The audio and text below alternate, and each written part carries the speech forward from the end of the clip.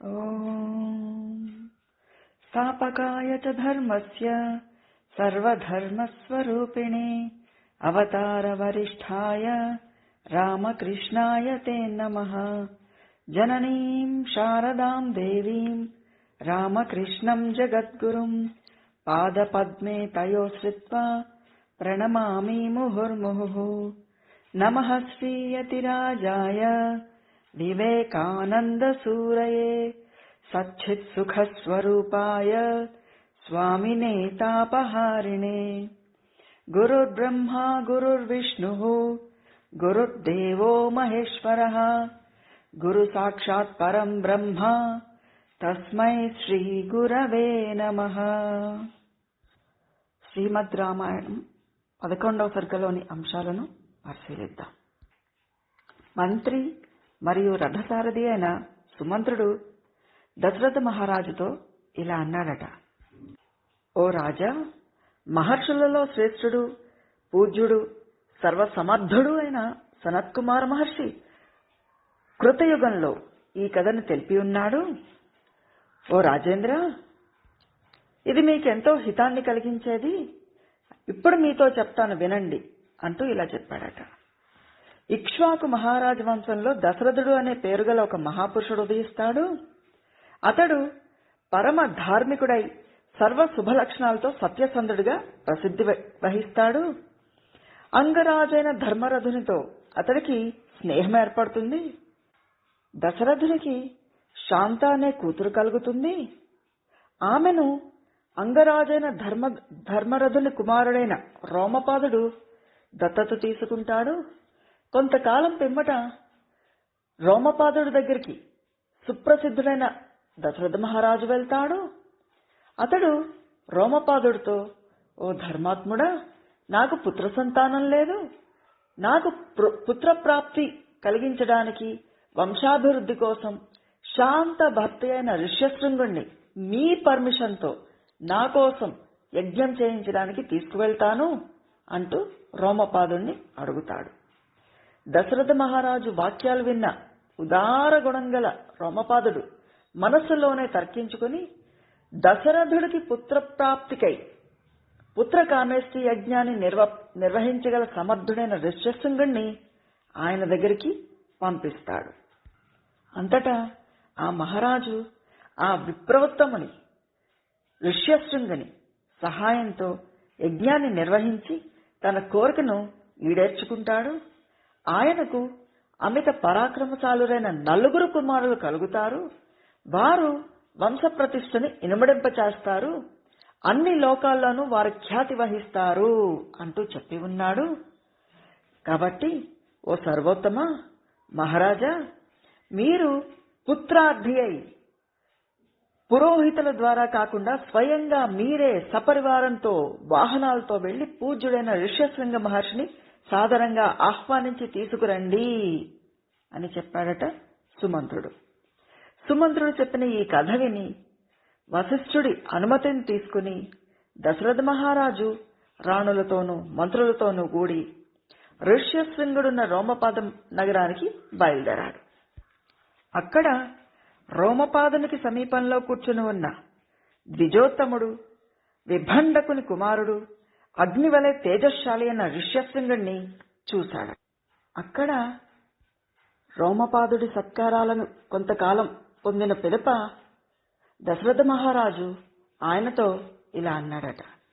ఓ మహారాజా, నీ కూతురు అయిన శాంతను, అల్లుడైన ఋష్యశృంగుణ్ణి నా నగరానికి పంపించు. అక్కడ ఒక మహత్కార్యం జరుగుతోంది అని అడిగారట. దానికి తన ఆమోదాన్ని తెలుపుతూ రోమపాదుడు ఋష్యశృంగుని వద్దకు వెళ్లి, ఓ విప్రోత్తమ, నీ భార్య అయిన శాంతతో అయోధ్య నగరానికి వెళ్ళు అంటూ చెప్పారట. ఋషిపుత్రుడు కూడా ఆ మాటలకు తన అంగీకారాన్ని తెలియజేశారు. అంతటా పరస్పర నమస్కారాలు, స్నేహపూర్వకమైన ఆలింగనాలతో దశరథుడు రోమపాదుడు కడ సెలవు తీసుకుని బయలుదేరారట. ఆనందంతో అక్కడి నుంచి బయలుదేరిన దశరథుడు తన దూతల ద్వారా తమ రాకను తెలుపుతూ తన పౌరులకు నగరమంతటా కూడా పూలదండాలతో అరటి స్తంభాలతో అలంకరించండి. సుగంధ ధూప పరిమళాలతో వీధుల్ని గుబాళింపచేయండి. పతాకాలను ఎగరవేయండి అంటూ ఆదేశాన్ని పంపించారట. ఎంతో ఆదర సత్కారాలతో బ్రాహ్మణోత్తముణ్ణి నగరానికి తీసుకువచ్చిన దశరథుడిని చూసి నగరవాసులందరూ కూడా చాలా సంతోషపడ్డారట. దశరథుడు ఋష్యశృంగుణ్ణి తన అంతఃపురానికి తీసుకువెళ్లి శాస్త్రోక్తంగా పూజించారు. భరతతో కలిసి అంతఃపురానికి వచ్చిన శాంతను చూసి అంతఃపుర కాంతలందరూ కూడా చాలా సంతోషపడ్డారట. అంతఃపుర స్త్రీలు తండ్రి అయిన దశరథ మహారాజు శాంతాదేవిని గౌరవ మర్యాదలతో ఆహ్వానించారట. వసంత ఋతువు ప్రారంభంలో చైత్ర శుద్ధ పౌర్ణమి నాడు దశరథ మహారాజు అశ్వమేధయాగాన్ని ప్రారంభించడానికే సంకల్పించారు. పిమ్మట దివ్య తేజశాలి అయిన ఋష్యశృంగునికి శిరస నమస్కారం చేసి ఆయన అనుగ్రహాన్ని పొంది పుత్ర ప్రాప్తి కోసం, వంశాభివృద్ధి కోసం యజ్ఞానికి ఆయనను ఋత్విజునిగా ఉండడానికే అభ్యర్థించారు. అందుకు సమ్మతించిన ఋష్యశృంగుడు యజ్ఞ ద్రవ్యాలను సిద్ధం చేసుకోండి, యాగాశ్వాన్ని విడిచిపెట్టండి అంటూ రాజుతో చెప్పారట. అంతటా ధర్మాత్ముడైన దశరథ మహారాజు సుమంత్రుడి ద్వారా వేద పారంగతులైన బ్రాహ్మణోత్తములందరినీ కబురు పంపి వారిని పూజించి చక్కటి మాటలతో ఇలా అన్నారట. పుత్రుల కోసం తహతహలాడుతున్నాను, మనశ్శాంతే లేకుండా పోయింది, అశ్వమేధం చేయడానికి సంకల్పించాను, కాబట్టి యజ్ఞము విధి విధానంగా చేయకోరుతున్నాను, ఋష్యశృంగుడి ప్రభావం చేత నా కోరిక సిద్ధిస్తుంది అని చెప్పారట. దానికి ఆ బ్రాహ్మణోత్తములందరూ కూడా ఎంతో సంతోషించి మహారాజును అభినందిస్తూ సాదరంగా ఇలా పలికారట. ఓ రాజా, నువ్వు అమిత పరాక్రమశాలురైన 4 కుమారులను పొందగలవు అన్నారట. ఆ మాటలు విని దశరథుడు ఎంతో సంతోషించాడు. తన మంత్రులను ఉద్దేశించి శుభవచనాల్ని పలికాడట. గురువుల ఆదేశానుసారం యజ్ఞ సామగ్రిని తెప్పించండి. 4 ఋత్వికులు ముందుకు వెళ్తూ ఉండగా సమర్థులైన 400 మంది యోధుల రక్షణలో యజ్ఞ అశ్వాన్ని విడిచిపెట్టండి.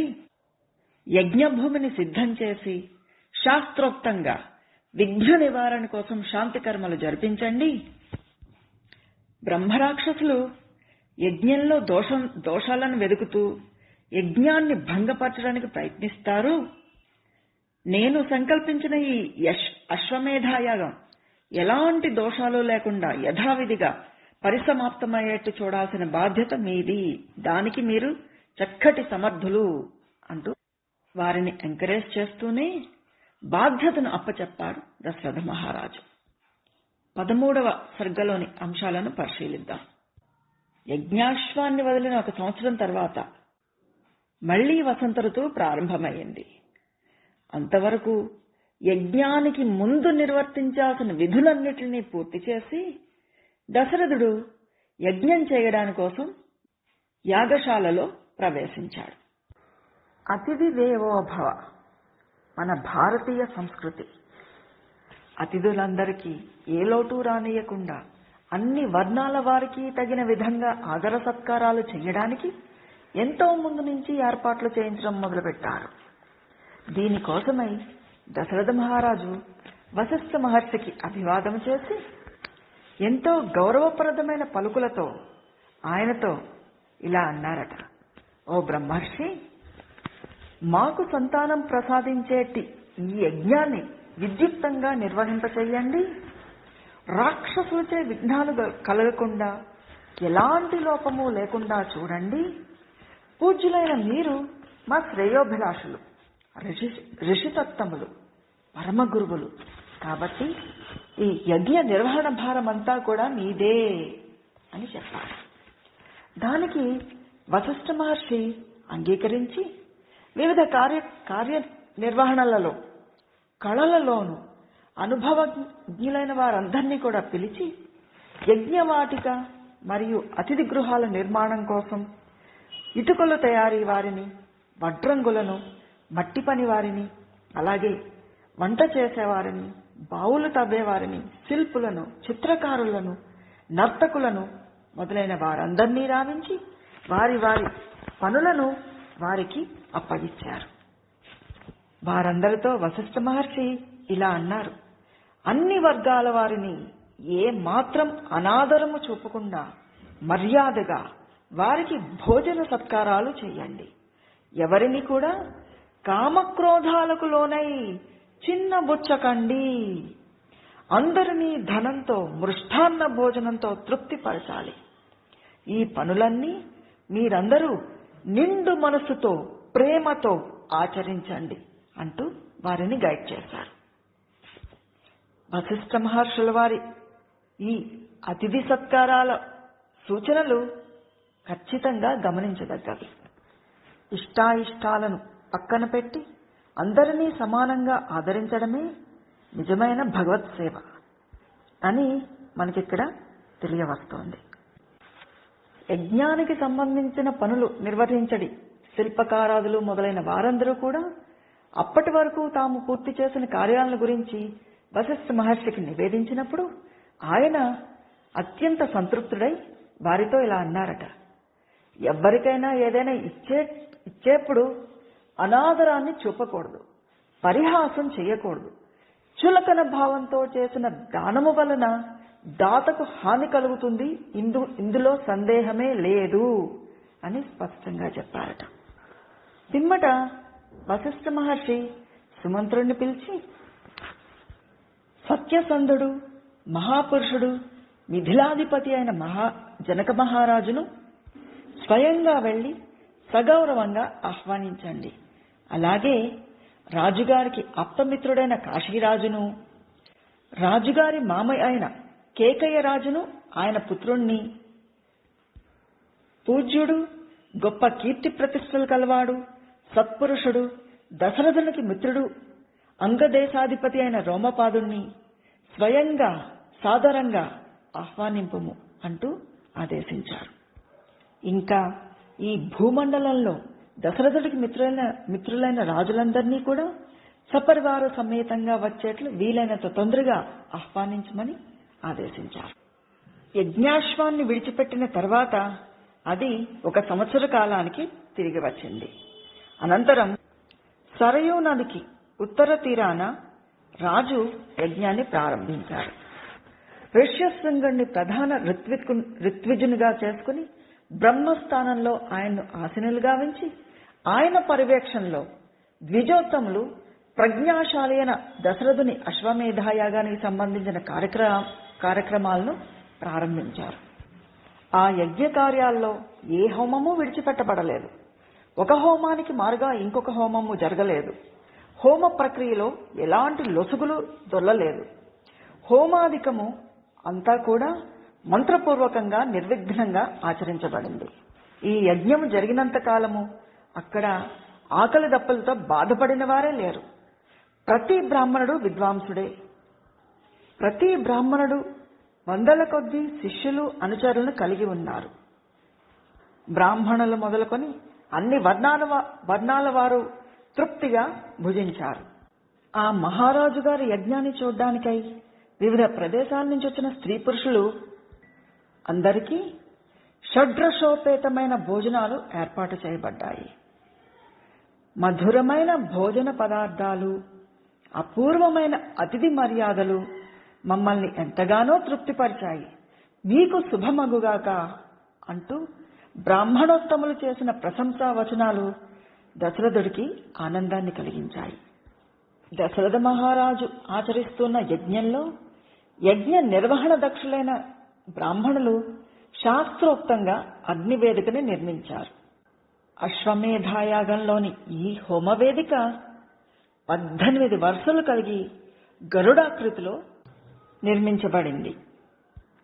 దశరథుడి భార్యలైన కౌసల్య, సుమిత్ర, కైకేయి యజ్ఞాశ్వానికి సపర్యలు చేశారు. దశరథ మహారాజు క్రతువు ముగిసిన పిమ్మట శాస్త్ర ప్రకారం క్రతు ఫలాభివృద్ధి కోసమై ఋత్విజులకు వారు కోరిన విధంగా దక్షిణనిచ్చారు. అంతటా ఋత్విజులందరూ కూడా తమకు దక్షిణగా లభించిన సంపదలను వశిష్ఠ మహర్షుల వారికి, ఋష్యశృంగ మహర్షికి సమర్పించారు. ఆ ఇరువురును కూడా ఆ దక్షిణలను ఋత్విజులందరికీ యథోచితంగా పంచి ఇచ్చారు. అప్పుడు ఆ బ్రాహ్మణోత్తములందరూ కూడా ప్రసన్న చిత్తులై మేమెంతో సంతుష్టులమయ్యాము అని వచించారు. పూర్వము తమకి లభించినది ఏదైనా కూడా మొత్తం తీసుకెళ్లి పిల్లలైతే తల్లిదండ్రులకు, శిష్యులైతే గురువులకు, పిన్నలైతే పెద్దలకు ఇవ్వడం అనేది చక్కటి పద్ధతి. ఈ రకంగా ఋత్విజులందరూ కలిసి వశిష్ఠుడికి, ఋష్యశృంగుడికి ఇచ్చినప్పుడు వారు దాన్ని సమంగా అందరికీ ఎవరికి ఎంత ఇవ్వాలి అనేది వారు డిసైడ్ చేసి చక్కగా పంచిపెట్టారట. కోశాగారంలో ఉన్న ధనాన్నంతటినీ పూర్తిగా దానం చేసిన తర్వాత ఒక బ్రాహ్మణుడు అక్కడకు అర్ధయ్య విచ్చేయగా దశరథుడు ఆయనకు తన ముంజేతికున్న కంకణాన్ని దానం చేసేశారు. దశరథుడు, క్షుదీరాం ఇద్దరిలో సత్యనిష్టతో పాటు మరొక పోలికను కూడా మనం ఇక్కడ గమనించవచ్చు. అది భగవంతుణ్ణి పుత్రుడిగా పొందే అర్హతను సాధించడానికి పూర్వము ఇద్దరూ కూడా తమ సమస్త ప్రాపంచిక సంపదలన్నిటినీ కూడా త్యాగం చేసి భగవంతుణ్ణి తప్ప మరేదీ కోరుకొని అనన్య మనస్కులై ఉన్నారు. సామాన్య రాజులు చేయడానికి అసాధ్యమైన ఈ ఉత్తమోత్తమమైన అశ్వమేధాయాగాన్ని ఆచరించి దశరథుడు మిక్కిలి సంతుష్టుడయ్యాడు. పుత్రప్రాప్తికై సుమంత్రుడు తెలిపిన క్రతువుని మనసులో ఉంచుకుని దశరథ మహారాజు ఋష్యశృంగునితో ఇలా అన్నారట. ఓ తపోధన, వంశాభివృద్ధి గురించి పుత్రులను పొందడానికై చేయాల్సిన క్రతువును నిర్వహించడానికి మీరే సమర్థులు అంటూ అభ్యర్థించారు. దానికి ఋష్యశృంగుడు సమ్మతించి, రాజా, నీకు వంశోద్ధారకులైన పుత్రులు 4 కలుగుతారు అంటూ చెప్పారట. ఆ మాటలు విని ఎంతో పరమానందంతో దశరథ మహారాజు ఋష్యశృంగ మహర్షికి ప్రణమిల్లారట. అనంతరం ఆ ఋషి పుత్రకామేష్టి యాగాన్ని ప్రారంభించారు. ఆ తేజశాలి వేద మంత్రాలను పఠిస్తూ అగ్నికి ఆహుతుల్ని సమర్పించారు. పిమ్మట బ్రహ్మాది దేవతలు, గంధర్వులు, సిద్ధులు, మహర్షులు తమ తమ హవిర్భాగాలను గ్రహించడానికి యథాప్రకారం యజ్ఞశాలయందు ప్రత్యక్షమయ్యారట. అక్కడ దేవతలందరూ బ్రహ్మదేవుడితో ఇట్లా విన్నవించుకున్నారట. ఓ దేవా, పూర్వము రావణాసురుడి తపస్సుకు మెచ్చి నువ్వు ఆయనకు వరాన్ని ప్రసాదించావు. ఆ దుర్మార్గుడేమో వరగర్వంతో ముల్లోకాల్ని బాధిస్తున్నాడు. స్వర్గాధిపతి అని ఇంద్రుణ్ణి సైతం రాజ్యభ్రష్టుణ్ణి గావించాడు. ఋషులను, యక్షులను, గంధర్వులను, బ్రాహ్మణులను మిక్కిలి హింసిస్తున్నాడు. అతడికి భయపడి సూర్యుడు కూడా తన కిరణాల వేడిని తగ్గించేసుకున్నాడు. వాయువు కూడా భయంతో అతడి సమీపంలో తీవ్రంగా వీచడం లేదు.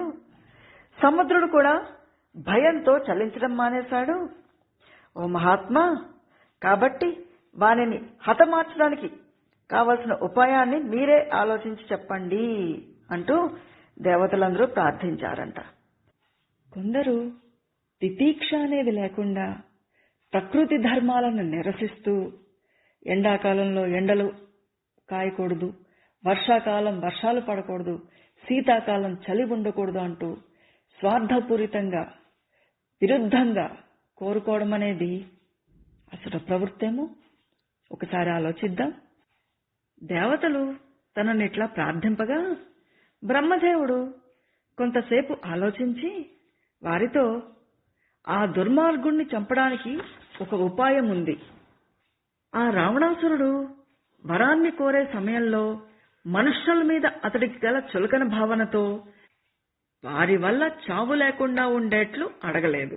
కాబట్టి అతడి మరణము మానవుని చేతుల్లోనే సంభవం కాని ఇతరుల వల్ల కాదు అని చెప్పారట. ఆ ప్రీతికరమైన పలుకులు విని దేవతలు, మహర్షులు అందరూ కూడా ఎంతో ఆనందంతో పొంగిపోయారు. అంతటా ఆ దేవతలందరూ మహావిష్ణువు వద్దకు వెళ్లి ఆ దేవదేవుణ్ణి స్తుతించి సాగిలబడి మొక్కి ఇలా ప్రార్థించారంట. ఓ మహావిష్ణు, మేమందరము కూడా ఆ క్రూర రాక్షసుని సంహారాని కోసం ఇక్కడికి వచ్చి మిమ్మల్ని శరణు వేడుతున్నాము. ఓ శత్రుభయంకర, ఓ మహావిష్ణు, మా అందరికీ నీవే దిక్కు. కాబట్టి దేవతలకు శత్రువులైన రాక్షసులను వధించడానికి మానవుడివై అవతరించడానికి సంకల్పించు అని ప్రార్థించారట. బ్రహ్మాది దేవతలు ఇలా ప్రార్థించగా దేవాది దేవుడైన శ్రీమన్నారాయణుడు ఇలా అన్నారట. ఓ దేవతలారా, మీరు కోరినట్లే నేను మానవుడిగా అవతరించి దుర్మార్గుడు ఋషికంటకుడు అయిన రావణాసురుణ్ణి హతమారుస్తాను అని చెప్పారట. ఇలా సమస్త ప్రాణులకు ఆధారభూతుడైన శ్రీ మహావిష్ణు దేవతల ఈ మాటలను ఆలకించి దశరథ మహారాజుకు పుత్రుడే జన్మించడానికి నిశ్చయించుకున్నారు. అంతటా దశరథుని యొక్క ఆ యజ్ఞకుండం నుంచి సాటిలేని తేజస్సుతో కూడిన ఒక దివ్య పురుషుడు ప్రత్యక్షమయ్యారు. ఆ దివ్య పురుషుడు దివ్యమైన పాయాసంతో నిండిన బంగారు పాత్రను తమ 2 చేతులతో అత్యంత ప్రేమతో పట్టుకుని ఉన్నారట. ఆయన దశరథ మహారాజుతో ఇలా అన్నారు. ఓ రాజా, నేను బ్రహ్మదేవుడు పంపగా ఇక్కడికి వచ్చాను. ఈ దివ్యమైన పాయాసాన్ని నీ ప్రియపత్నులకిచ్చి భుజించమని చెప్పు. దీనిని సేవించడం వలన యజ్ఞఫలంగా నీ భార్యలకు పుత్ర సంతానం కలుగుతుంది అని చెప్పారు. దశరథ మహారాజు మిక్కిలి సంతోషంతో ఆ దివ్య పాయాసాన్ని తీసుకుని అంతఃపురంలో ప్రవేశించి కౌసల్య మొదలైన తన రాణులకు మనకు పుత్రులను ప్రసాదించే ఈ పాయసాన్ని స్వీకరించండి అని చెప్తూ కౌసల్యకు ఆ పాయసంలో సగభాగాన్ని ఇచ్చాడట. మిగిలిన సగంలో అర్ధభాగం అంటే పావు వంతు సుమిత్రాదేవికి ఇచ్చారు. మిగిలిన పావు భాగంలో సగభాగాన్ని కైకేయికి ఇచ్చారట. మిగిలిన పరక భాగాన్ని తిరిగి సుమిత్రకి ఇచ్చారు. ఈ విధంగా పుత్ర సంతాన ప్రాప్తికై పాయాసాన్ని 3 రాణులకు విడివిడిగా పంచారట. దశరథ మహారాజు యొక్క ప్రియపత్నుల 3 కూడా ఆ దివ్య పాయాసాన్ని ఎవరి భాగాలు వాళ్ళు భుజించి చిరకాలంలోనే గర్భవతులయ్యారు. మహాత్ముడైన దశరథ మహారాజుకు పుత్రుడిగా అవతరించడానికి శ్రీ మహావిష్ణువు సంకల్పించిన తర్వాత భవిష్యత్తు పరిణామాలను తెలుసుకున్న బ్రహ్మదేవుడు దేవతలందరితో ఇట్లా చెప్పారట. ఓ దేవతలారా, సత్యసంధుడు మహావీరుడు మన అందరికీ హితాభిలాషి ఆయన విష్ణువుకు కామరూపులు బలశాలురు అయిన మీ అందరూ సహాయకులుగా వానర రూపములతో జన్మించండి అని చెప్పారట. ఆయన పలుకులను ఆజ్ఞలుగా తీసుకుని దేవతలు వానర రూపములతో పుత్రులను పొందారు. ఇంద్రుడు దృఢమైన దేహము గలవాడును వానర శ్రేష్ఠుడైన వాలికి జన్మనిచ్చాడు. తపింపచేసేవారిలో శ్రేష్ఠుడైన సూర్యుడు సుగ్రీవుడికి జన్మనిచ్చారు. సర్వ శుభలక్షణ సంపన్నుడు వానర ప్రముఖుడు ఆయన హనుమంతుడు వాయుదేవుని కుమారుడు. అతడు వజ్రంలా అభేద్యమైన శరీరం కలవాడు. గరుత్మంతుడి వలె వేగగమనుడు. వానర ప్రముఖుల్లో గొప్ప ప్రజ్ఞాశాలి, మిక్కిలి బలవంతుడు. ఇలా వేల కొద్దీ వానరులు, భల్లూక జాతివారు, గోపుచ్చ జాతివారు వివిధ దేవతలకు సంతానమై జన్మించారు. వారు రావణ సంహారంలో ఆసక్తి గలవారు, సాటిలేని బల పరాక్రమం కలవారు, మహావీరులు, కామరూపులు, మేరు మందర పర్వతములాగా దృఢమైన విశాలమైన శరీరము గలవారు. శ్రీరాముడికి సహాయపడడానికై ఈ భూమండలంలో అంతటా కూడా వారు వ్యాపించి ఉన్నారు. మహాత్ముడైన దశరథ మహారాజు ప్రారంభించిన అశ్వమేధ పుత్ర కామేష్టి క్రతులు ముగిశాయి. దేవతలందరూ కూడా తమ తమ హవిర్భాగాలను స్వీకరించి స్వస్థానాలకి చేరుకున్నారు. యజ్ఞానికి విచ్చేసిన దేశాధిపతులందరినీ కూడా దశరథుడు వారి వారి యోగ్యతలను అనుసరించి సన్మానించారు. వారందరూ కూడా చాలా సంతోషపడి వశిష్ఠ మహర్షికి నమస్కరించి తమ తమ దేశాలకి బయలుదేరారు. శ్రీమంతులైన ఆ రాజుల యొక్క సైనికులు దశరథుడిచ్చిన వస్త్రాభరణాలకి ఎంతో సంతోషపడ్డారట. నగర ప్రవేశం చేసిన తర్వాత దశరథుడు ఋష్యశృంగుణ్ణి చాలా సాధనంగా పూజించారు. తర్వాత ఆ మహర్షి తన భార్య అయిన శాంతతో కూడి తిరుగు ప్రయాణం చేశారు. రోమపాదుడు ఆయనను సపరివారంగా అనుసరించారు. వాళ్ళందరినీ కూడా దశరథ మహారాజు కొంత దూరం అనుసరించి వీడ్కోలు పలికారట. అతిథులను మహాత్ములను సత్కరించాల్సిన పద్ధతి ఇది. యజ్ఞం ముగిసిన 1 సంవత్సర కాలం గడిచింది. చైత్రశుద్ధ నవమి నాడు పునర్వసు నక్షత్రము 4వ పాదము కర్కాటక లగ్నంలో కౌసల్యాదేవి యందు శ్రీరామచంద్ర ప్రభు జన్మించారు. కౌసల్యాదేవి తన తపస్ఫలంగా చేతిలో వజ్రరేఖలు గలవాడు మహా తేజశాలి అయిన శ్రీరాముణ్ణి పుత్రుడిగా పొందింది. అలాగే కైకేయికి భరతుడు, సుమిత్రకు లక్ష్మణ శత్రుఘ్నులు అనే కవలలు జన్మించారు. దశరథుడికి కలిగిన 4 కుమారులు కూడా అన్ని రకాలుగా ఆయనకు తగినవారు. వారిలో ప్రతి ఒక్కరూ వేరువేరుగా విశిష్టమైన గుణములు కలవారు. రామాదుల జనక కాలంలో గంధర్వులు అవ్యక్త మధురంగా గానం చేశారు. అప్సరసలు కనుల పండుగగా నృత్యం చేశారు. చక్కగా దేవదందుభులు మ్రోగాయి. ఆకాశం నుంచి పుష్పవృష్టి కురిసింది. దశరథ మహారాజుకు పుత్రులు కలిగిన సంతోష సమయంలో అయోధ్య అంతా కూడా ఉత్సవాలు జరిగాయి. అందులో ప్రజలందరూ కూడా అత్యుత్సాహంతో పాల్గొన్నారు. రాజవీధులన్నీ కోలాహలంతో నిండిపోయాయి. పుత్రులు కలిగిన 11 దినముల తర్వాత దశరథుడు వారికి జాతకర్మ నామకరణోత్సవాలను నిర్వహించారు.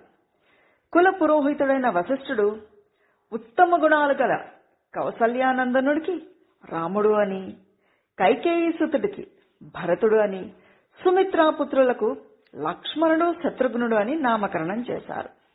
రాజు బ్రాహ్మణులను, పురజనులను, గ్రామవాసులను మృష్టాన్న భోజనాలతో సంతృప్తిపరిచారు.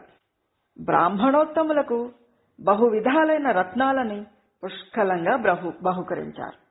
రాజకుమారుల్లో పెద్దవాడైన రాముడు వంశ ప్రతిష్టను ఇన్మడింపచేస్తూ తండ్రికి మిక్కిలి సంతోషాన్ని కలిగిస్తూ అందరికీ ప్రేమపాత్రులయ్యారట. అలాగే వేద విద్యల్లో ఆరితేరారు. రాముడు సర్వదా తల్లిదండ్రుల సేవలలో నిమగ్నుడై ఉండేవాడు. ఇలాంటి రాముణ్ణి లక్ష్మణుడు బాల్యం నుండి కూడా భక్తి తత్పరుడై నిత్యము ఆయన్ని సేవించడమే ఒక మహాభాగ్యంగా తలచేవారట. రామ సేవలలో నిరతుడైన లక్ష్మణుడు తన సుఖాలను ఏమాత్రం పట్టించుకోకుండా త్రికరణ శుద్ధిగా రాముడికి అంకిత భావంతో అన్ని రకాలుగా ప్రియాన్ని గుర్చుతూ ఉండేవాడు. ఇక పురుషోత్తముడైన శ్రీరాముడు కూడా లక్ష్మణుడు తన దగ్గర లేకపోతే నిద్రపోయేవారు కాదట. కౌసల్యాదేవి ఇచ్చిన కమ్మటి భోజనాల్ని అతడు తోడుగా లేకపోతే భుజించేవాడు కాదట. రాముడు క్షణకాలం కూడా లక్ష్మణ్ణి విడిచి ఉండేవాడు కాదట. దశరథ మహారాజు యుక్త వయస్కులైన తన పుత్రులకు అన్ని రకాలుగా ఈడు జోడైన కన్యలతో వివాహం జరిపించడానికి కోసం గురువులతోనూ బంధువులతోనూ బాగా ఆలోచిస్తూ ఉన్నారట.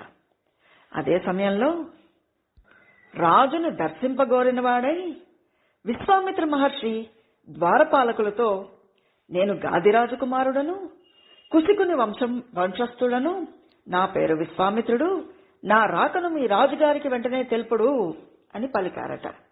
దాంతో కలవరపడి ఆ ద్వారపాలకుడు భయంతో రాజభవనానికి పరిగెత్తాడు. వారి ఆ వార్త విన్న దశరథ మహారాజు ఎంతో సంతోషించిన వాడై పురోహితులను వెంట పెట్టుకుని మహర్షికి ఎదురు వెళ్లాడట. కఠోర నియమాలను పాటిస్తూ బ్రహ్మ తేజస్సుతో వెలుగొందుతున్న విశ్వామిత్ర మహర్షిని చూసి రాజు మిక్కిలి సంతోషపడ్డాడు. అర్ఘ్యపాద్యాది సత్కారాలను ఆయనకి జరిపించాడు. కుశల ప్రశ్నలు వేశాడు. అలాగే విశ్వామిత్రుడు కూడా చక్కటి ప్రశ్నలతో రాజును పరామర్శించారట. తర్వాత ఆ మునీశ్వరుడు వశిష్ఠ మహర్షిని సమీపించి ఆయన్ను కూడా కుశల ప్రశ్నలు వేశారు. అంతటా దశరథ మహారాజు ఆయనతో ఇలా అన్నారట, ఓ ధర్మాత్మ, బ్రహ్మర్షి, మీరిక్కడికి రావడం మా అదృష్టం, ధన్యులమయ్యాం. మీ అభీష్టమేంటి? అందుకు నేనేం చెయ్యాలి? దానాలను గైకొనడంలో మీరెంతకైనా పాత్రులు. నా జన్మ సఫలమైంది. ఈరోజు నా జీవితం చరితార్థమైంది. మా గృహము మీ రాకతో పావనమైంది. మీరు ఏ కార్యం నిమిత్తం వచ్చారో చెప్పండి. మీ కార్యాన్ని నెరవేర్చడానికి నేను సిద్ధంగా ఉన్నాను, నన్ను అనుగ్రహించండి అంటూ అడిగాడట. అర్థవంతమైన దశరథుడి మృదు మధుర వచనాలు విశ్వామిత్రుడికి ఎంతో ఆనందాన్ని కలిగించాయట. ఆయన పరమానంద భరితుడయ్యారు. అంతటా మహా తేజస్వి అయిన విశ్వామిత్రుడు దశరథ మహారాజుతో ఇలా అన్నారు, ఓ రాజశేఖర, నువ్వు ప్రసిద్ధమైన ఇక్ష్వాకు వంశంలో జన్మించిన వాడివి. నేను సంకల్పించిన కార్యం నీకు తెలుపుతాను. దానిని నువ్వు ఆచరించాలి. నువ్వు ఆడిన మాట తప్పకూడదు. ఒక లక్ష్య సిద్ధి కోసం నేను యజ్ఞదీక్షను చేపట్టాను. కానీ కామరూపులైన 2 రాక్షసులు దాన్ని విఘ్నాన్ని కలిగిస్తూ ఉన్నారు. నేను ఆచరిస్తున్న యజ్ఞం దాదాపు పూర్తవుతూ ఉండగా సుశిక్తులైన పరాక్రమవంతులైన మారీచుడు, సుబాహు అనే 2 రాక్షసులు మాంసఖండాలను, రక్తాలను యజ్ఞవేదికపై వర్షిస్తున్నారు. నా శ్రమంతయు కూడా వృధా అయిపోతోంది. కాబట్టి ఉత్సాహాన్ని కోల్పోయి నా ఆశ్రమం నుంచి ఇక్కడికి వచ్చాను. ఇలా విఘ్నాలను కలిగిస్తున్న వారిపై కోపాన్ని ప్రకటించడం గాని, వారికి శపించడం గాని యజ్ఞ దీక్షలో ఉన్న నాకు యుక్తం కాదు కదా. కాబట్టి ఓ నరేంద్రుడా, సత్య పరాక్రముడు, శూరుడు, నీ కుమారులలో పెద్దవాడు అయిన శ్రీరాముని నా వెంట పంపు. రాముడు నా అండదండలతో, తన దివ్యమైన తేజ ప్రభావంతో యాగానికి విఘ్నాలను కలిగిస్తున్న రాక్షసుల్ని సంహరించే సమర్థుడు. నా వెంట వచ్చి యాగాన్ని సంరక్షించడం వలన రాముడికి పెక్కు విధాలైన శ్రేయస్సులు సమకూరుతాయి. ఇందులో సందేహమే లేదు. ఆయన ఖ్యాతి ముల్లోకాల్లోనూ వ్యాపిస్తుంది. ఏ విధంగానైనా ఆ రాక్షసులు రాముణ్ణి ఎదుర్కొని నిలవలేరు. శ్రీరాముడు తప్ప మరొకడు ఎవ్వడూ కూడా వాళ్ళని చంపలేరు. రాక్షసులు బలగర్వంచే పెక్కు పాపకృత్యాలను చేస్తున్నారు. అందువల్ల వారికి చావు దగ్గర పడింది. వాళ్ళు ఏ విధంగానైనా సరే రాముడి ముందు నిలవలేరు. కాని పుత్రవాత్సల్యం కారణంగా నువ్వు రాముడి శక్తి సామర్థ్యాల్ని తక్కువగా పరిగణించద్దు. నేను ప్రతిజ్ఞాపూర్వకంగా చెప్తున్నాను, ఆ మారీచుడు, సుబాహుడు రాముడి చేతిలో మరణించినట్లే భావించు. మహాత్ముడైన శ్రీరాముడు సాటిలేని పరాక్రమం గలవాడు. ఈ విషయం నేను బాగా ఎరుగుదును. నేనే కాదు, మీ పురోహితుడు మహా తేజస్వి అయిన వశిష్ఠ మహర్షి కూడా ఎరుగుదును. కాబట్టి ఓ దశరథ మహారాజా, ఎలాంటి అనుమానం లేకుండా నీ పుత్రుణ్ణి నాతో పంపించు అంటూ విశ్వామిత్రుడు దశరథుడితో చెప్పారట.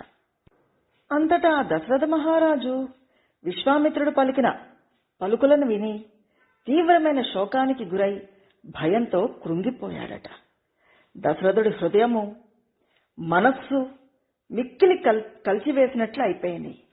అప్పుడతడు అంతులేని మనస్తాపానికి లోనై తన ఆసనం మీదే కూలబడిపోయాడట. క్షణకాలం పాటు నిశ్చేష్టుడయ్యాడట. కాసేపటికి స్పృహలోకి వచ్చి మునితో ఇలా అన్నాడట, మునీశ్వరా, నా రాముడు 16 ఏళ్ల వయసు కూడా నిండనివాడు. ఇంత చిన్న వయసులో ఆ క్రూర రాక్షసులతో ఇతడు యుద్ధం చేయగలని నేను అనుకోవడం లేదు. నేను అక్షిహీణ సేనకి అధిపతిని. నా సైన్యంతో వచ్చి ఆ నిశాచరులతో పోరాడుతాను. నేను ధనుర్బాణాలు చేపట్టి నీ యాగ సంరక్షణ చేయగలను. రాముడు ఇంకా పసివాడు. అందుకని రాముణ్ణి పంపమని అడగవలదు. ఇంకా విద్యను కూడా పూర్తిగా నేర్చుకోలేదు. ఆ రాక్షసులందరూ కపట యుద్ధంలో నిగ్గు తెలియని వారు కాబట్టి వారితో యుద్ధం చేయడానికి పసిబాలుడు చాలడు. అలాగే రాముణ్ణి విడిచిపెట్టి ఒక క్షణకాలమైనా నేను బ్రతకలేను. కాబట్టి ఆ పసివాణ్ణి కోరద్దు. యజ్ఞవ్రతాన్ని చేపట్టిన ఓ బ్రహ్మర్షి తప్పనిసరిగా రాముణ్ణి తీసుకువెళ్లాలని మీరు అనుకుంటే నేను కూడా చతురంగ బలాలతో వస్తాను, అనుమతించండి. నా 4 కుమారుల్లో రాముడంటే నాకు అత్యంత ప్రేమ. పైగా అతడు జ్యేష్ఠుడు కనుక రాముణ్ణి తీసుకువెళ్లొద్దు.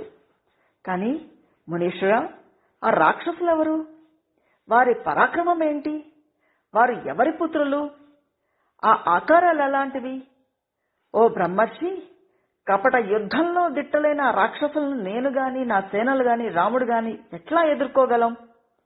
ఓ మహాత్మా, ఆ రాక్షసులు పరాక్రమంతో విర్రవీగుతున్నారు కదా, ఆ దుష్టాత్మలను నేనెట్లా నిలువరించగలను? దీన్ని కొంచెం ఎక్స్ప్లెయిన్ చేయండి అంటూ దశరథ మహారాజు పలికిన పలుకులు విని విశ్వామిత్రుడు ఇలా చెప్పారట. రావణుడు అనే రాక్షసుడు పౌలస్త్య వంశంలో జన్మించాడు. మిక్కిలి బలశాలి, పరాక్రమవంతుడు. అతడికి పెక్కు రాక్షస బలం ఉంది. అతడు బ్రహ్మ నుంచి అసాధారణ వరాలెన్నో పొందాడు. ఆ వరగర్వంతో ముల్లోకాలను బాధిస్తున్నాడు. రాక్షసరాజైన రావణుడు వివశ్రుసుడు అనే ముని యొక్క పుత్రుడు, కుబేరుడి సోదరుడు, మహావీరుడు అని ప్రతీతి. మారీచుడు, సుబాహుడు అనే మహాబలశాలులైన రాక్షసులు రావణుడిచే ప్రేరేపించబడి యజ్ఞములకు విఘ్నాలు కలిగిస్తున్నారు అని చెప్పారట విశ్వామిత్రుడు. దానికి దశరథ మహారాజు ఇలా అన్నారట.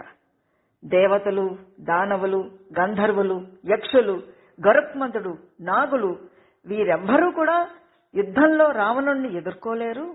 ఇంకా మానవుల విషయం చెప్పడానికేముంది? ఆ రావణుడు యుద్ధభూమిలో ప్రతి వీరుల యొక్క బలపరాక్రమాలన్నింటినీ కూడా హరించి వేస్తాడు. కాబట్టి మునిపుంగవ, అతన్ని ఎదిరించడానికి నేను అసక్తుడును. ఇక నా కుమారుడు పూర్తిగా దైవ సమానుడు, అంటే అమాయకుడు. యుద్ధ విద్యలలో ఆరితేరినవాడు కాడు, పైగా బాలుడు. కాబట్టి అతన్ని నేను పంపలేను. యజ్ఞానికి విఘ్నాలు కలిగిస్తున్న మారీచ, సుబాహులు సుందోపసుందుల కుమారులు. యుద్ధంలో వారు యముడితో సమానులు. కాబట్టి నా ముద్దుల బిడ్డను మీ వెంట పంపలేను. వారిలో ఒక్కరితోనైనా నా మిత్రులతో కలిసి నేను యుద్ధం చెయ్యలేను అన్న దశరథుని మాటలకు విశ్వామిత్రుడు అగ్నిహోత్రగుడు అయ్యారట. ఇక్కడితో 20వ సర్గము సమాప్తము. హరి ఓం తత్సత్. శ్రీరామకృష్ణార్పణమస్తు. జై శ్రీరామకృష్ణ.